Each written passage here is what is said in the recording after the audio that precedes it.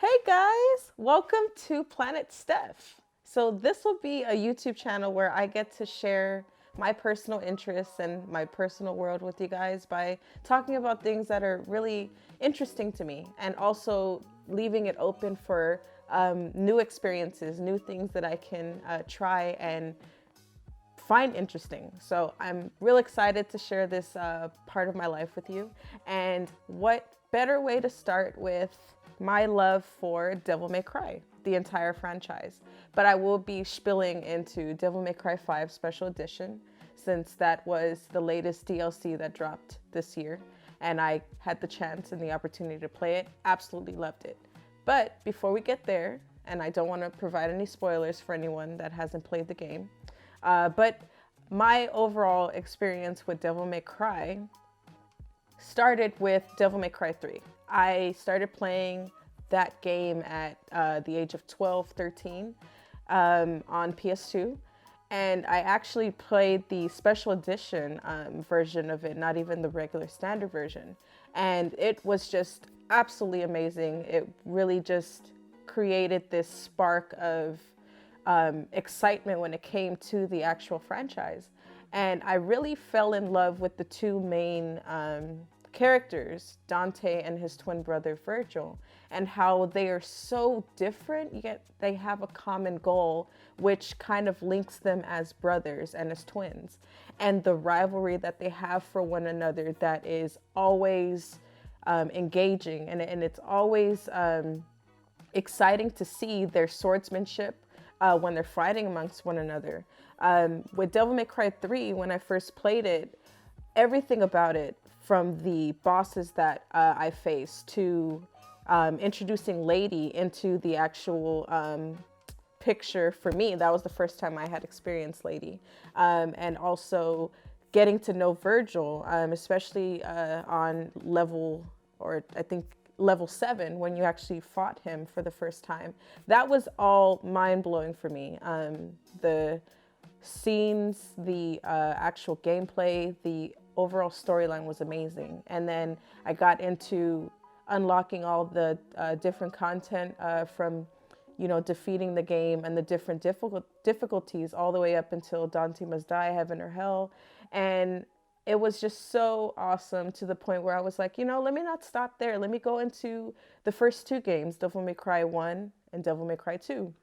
And of course, even with that, learning the different characters like Trish and everyone else that's a part of the franchise, it just really was something that I knew was going to be a franchise that I was going to be interested in for the rest of my life.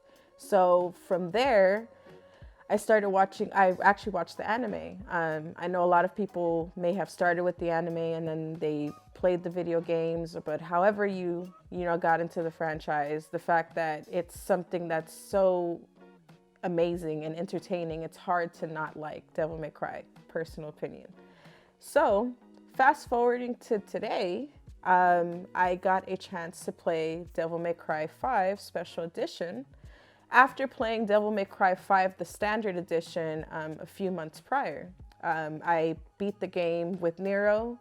I also got a chance to play as Dante, as V, and those characters, especially V, learning later on that that was Virgil's human counterpart, was really interesting. And his two demonic weapons, or shadow figures, Griffin and Shadow, they're awesome to play with as well. Now, I didn't play with V as much because it kind of seems like something that's really easy, and in being a Devil May Cry fanatic, you always have to challenge yourself, because Devil May Cry, especially the video games, are all about creating stylish combos, coming up with intricate combinations with your different weapons of choice, and creating those different combinations so that you can get to SSS, which is the top ranking for stylish points that you can get in the game. When I played with V, it was just so easy to get to Triple S, and I was not challenged enough, so I chose not to do it. And I ended up playing mainly with Nero and with Dante. And of course, with those two characters, it was so awesome with their different weapons, like with Nero and his devil breakers. all of the different devil breakers that Nico had created for him, they were just so interesting. And they all had different types of functions. And ultimately, you know, his retracting arm being able to get him from one place to another, especially when you're trying to get to your enemy fast and quick and in a hurry, it really came in handy. And his Red Queen sword, you revving it up and using the actual engine that's attached to the sword, that's really cool too, because it powers up the sword. And the more you spend red orbs to unlock abilities, the greater type of combination sequences that you can unlock. And his Blue Rose gun, I think it's interesting that he kind of pays homage to his uncle Dante by having a gun, because his father Virgil does not believe in guns. I think that's funny. But he was really cool, especially at the end, unlocking his own form of devil form, devil trigger. And it was an interesting form because it looked so different from Dante and Virgil's. Kind of reminded me of Avatar, but that can probably be discussed in a different video. When I played with Dante, it really just brought me back to Devil May Cry 3 vibes, especially when I saw the weapon of choice that kind of looked like Beowulf. I'm blanking on the name right now, but the overall gauntlets and, feet wear and the overall combinations that came with that weapon of choice, it reminded me a lot of Beowulf. And I really enjoyed playing with that weapon, as well as Cavalier. Cavalier is like one of my absolute favorite weapons off of Devil May Cry 5. Cavalier is actually one of my favorite weapons off of Devil May Cry 5. It's basically a demon-powered motorcycle that's been split into two parts, and it's kind of like he's wielding two swords. It reminded me a lot of Agni and Rudra from Devil May Cry 3, which that's one of my favorite swords or weapons of choice off of that game. Of course, I always love Rebellion. That's the first weapon that you ever play with Dante. That is his baby. And then, of course, Ebony and Ivory, his guns, and his shotgun. Those are things that speak to Dante. Power those up. Power those babies up, because they have absolute amazing combos with that as well. Especially if you interchange with the different fighting styles that he has and fighting methods. And that actually brings me to a point I almost forgot. The cool thing about Devil May Cry 5 is that you're able to interchange those different fighting styles. Whereas in the other games, you pretty much had to pick and choose which one you were going to go with until you got to a divinity statue, and that's when you changed it again. But this one, you kind of just change it based off of using your inner pad, or your what's it called? Your directional pad. And that allows you to add more things into your combinations, and therefore you're able to get triple S rank. Long story short, when I played Devil May Cry 5, and of course playing Special Edition with Virgil, it really just sealed the deal for myself on why I love the entire franchise as a whole, especially playing with Virgil. Him playing with Yamato, his key weapon of choice, a beautiful katana, and it's powered up so beastly in this game. Like, spend the money on Yamato. I'm telling you, you will not be disappointed. And of course, he's also playing with Beowulf, which is interesting because, as I mentioned before, Dante has his own form of the gauntlets, fighting gauntlets, which I will definitely get the name and put it in the comments below since I'm not remembering. But Virgil definitely has the Beowulf, which he acquired in Devil May Cry 3. But Dante ended up getting Beowulf before the end of the game, which I find interesting that Virgil has it in his possession. Of course, when you power that up, it gives you so much Devil May Cry vibes and nostalgia from that game. He also has a Mirage sword, which is similar. The combos are similar to Rebellion. You have Stinger, you have Helmbreaker, Million Stab, and all different types of things that Dante's Rebellion sword had, and his interchanging combinations are kind of found with that Mirage sword. And then you have, of course, the infamous summon swords, which is a symbol of Virgil. Where Virgil doesn't use guns, he will use summoning swords. And you can power those things up as well and have different types of combinations from those swords as well. Overall, when you put in the money for the abilities, not only for his movement and his different tactics while fighting, you can also level up the weapons. And there's also the concentration meter, which started in Devil May Cry 4 and has been continuous up until this point.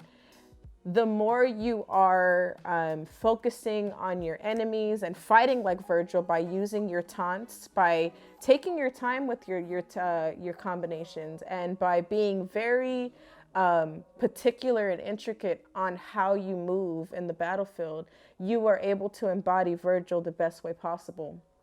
And the more you do that without getting hit, by the way, you're able to increase your concentration meter, and you're able to unleash even greater combos that you've unlocked if you spend the red orbs when you get to the divinity statue.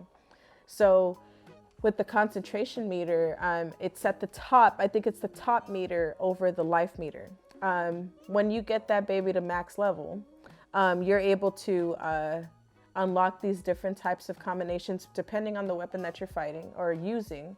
And those increase damage as well. And it definitely shoots up your style rank as well. Just remembered, so Dante's fighting gauntlets, it's Balrog.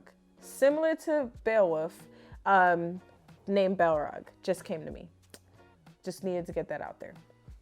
But overall, Devil May Cry 5, especially special edition, it's definitely something that's worth it.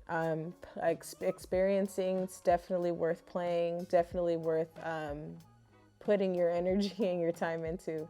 It will not disappoint, especially for those Devil May Cry lovers out there that know the entire storyline.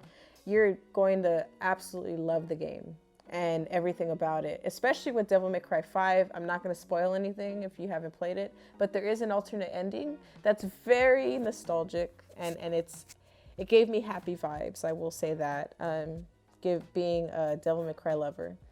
And my next goal is to actually get a lot more Devil May Cry memorabilia in my apartment.